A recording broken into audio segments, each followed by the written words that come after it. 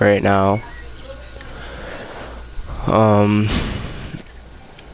Well, my ESA has been missing for a total of 3 days now. I mean 4 days.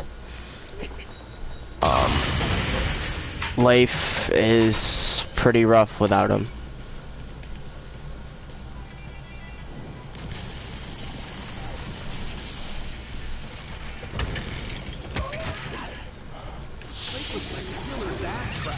And I think he forgot to wipe.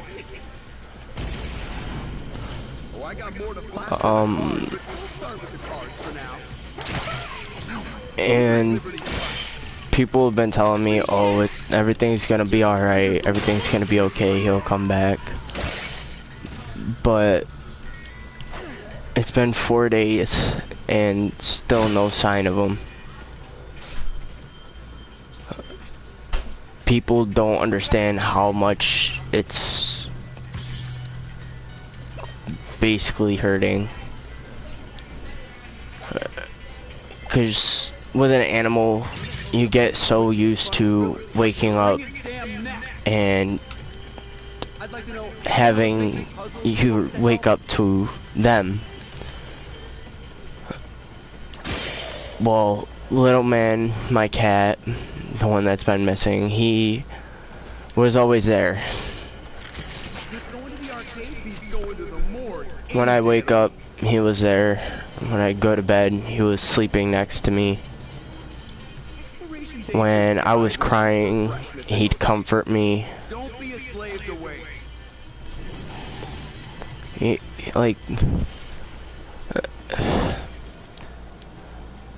People say, oh, you can just get a new cat. You know, it's just an animal. But people don't understand that an ESA is more than just a pet. An ESA is a friend. Someone you can turn to and know that they'll be there when you need them. Unlike how some humans or people you know in your daily life will walk out on you and leave you in the dust. Animals, especially if you're their owner, they're there to stay for the rest of your life. But trying to get out through my life without him, it's been pretty rough. You know, not waking up to him meowing and seeing him first thing in the morning or first thing at night.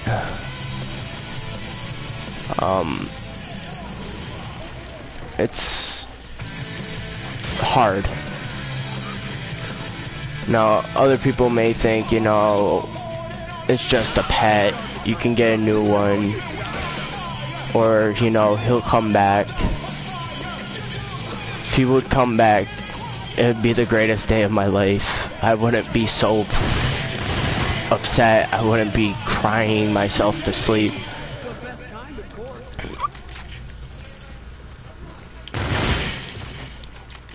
I raised that cat since he was a kitten.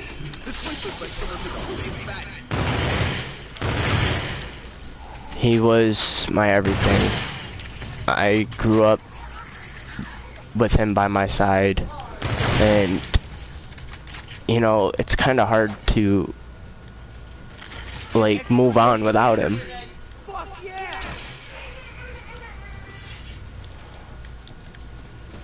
He was always there when I needed him.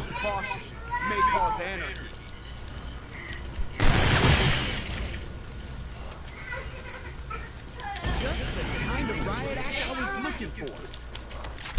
Amazing! Please! How exciting! Like, you get how it is. You get so close to something that you don't realize how much you actually need them until they're gone. And when you don't have them anymore, it's like, what's the point? It's like, what's the point of to keep on going when you've lost your only best friend?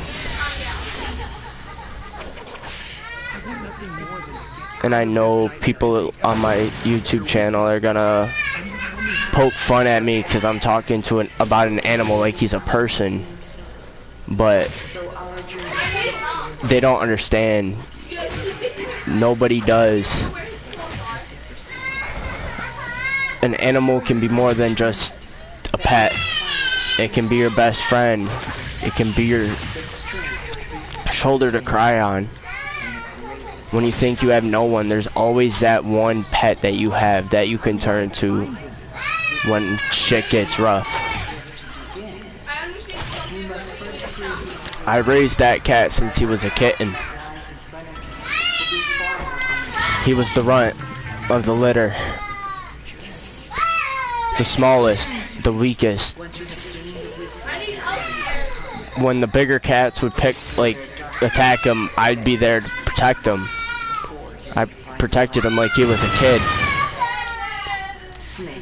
I didn't let nothing happen to him. I raised, but 4 days ago, somebody left the back door open and he got brave and left. Now, I get people may think of me as a animal activist or whatever, but I'm here to say animals aren't just something that people own. An animal is someone you can trust.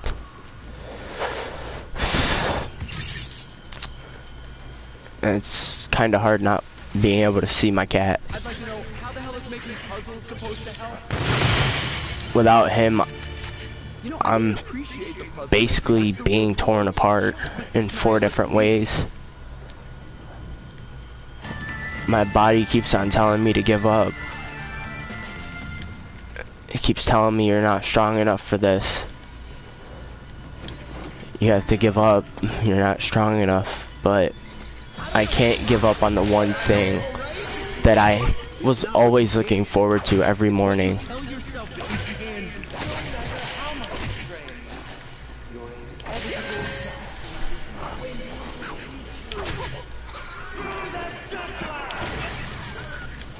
My cat was everything to me.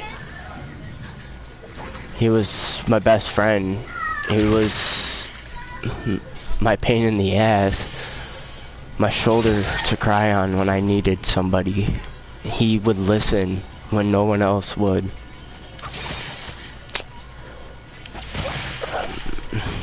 Now I get that's kind of fucked saying that when my girlfriend's probably watching this, but she understands.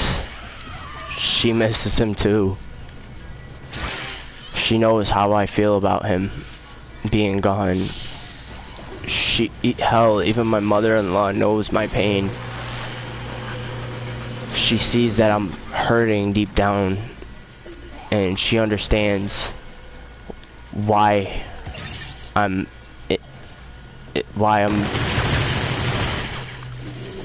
always upset. Without him, I'm basically nothing.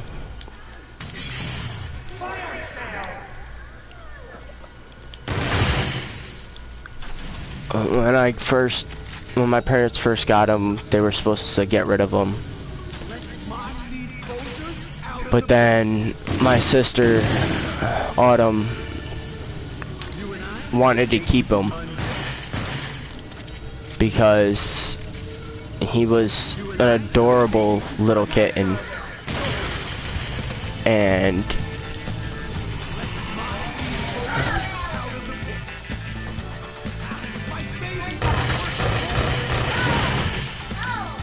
like, yeah, I have him even though it was my sister's cat, but that's because my oldest sister tried to throw him outside And when she did, it was when he never liked being out. He hated the outside for the longest time. I can't begin to tell you how much he hated it outside. One time I tried to pick him up to show my mother, you know, how big he's got, and my sister, Trinity. I brought him out, and he got so scared that he pissed on my shoulder. He pissed all down my clothes that day because of how scared he got. And I don't blame him. The outside world is a scary place. That's why I'm worried about him. I may live in the city, but, you know, we still have reports of coyotes running around. Hell, I don't know what I'd do if I found out a coyote got a hold of my baby.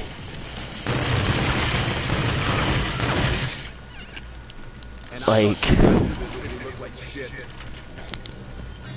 people don't understand how much a cat can mean to a human, how much a dog can mean to a human, until they understand how that person's feeling when they don't have them.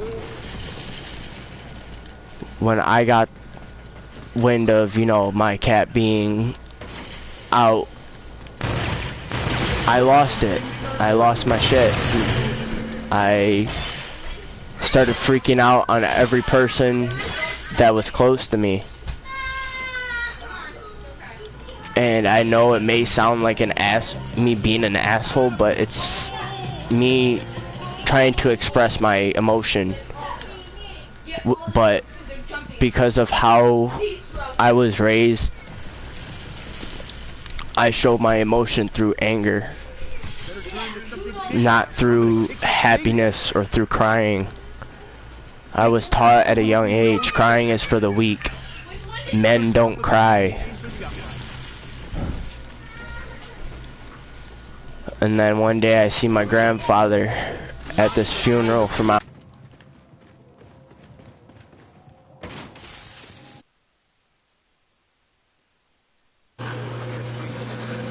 Let's mosh these posers out of the pit.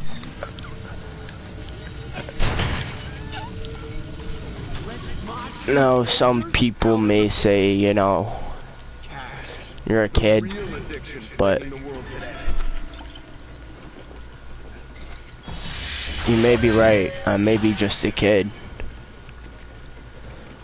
but I'm a kid with a big heart, especially towards animals.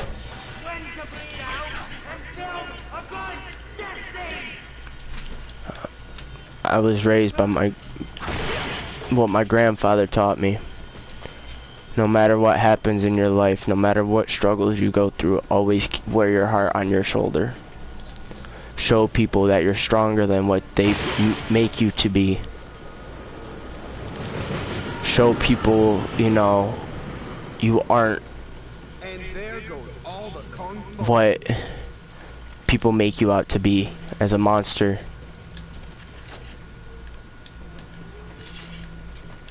At a young age, I was picked on, ridiculed, pushed around. And from a young age, I didn't want to be alive. That's when I got my first cat. His name was Tiger, but he was a big cat, so we named him nicknamed him Fat Cat as like a little joke. But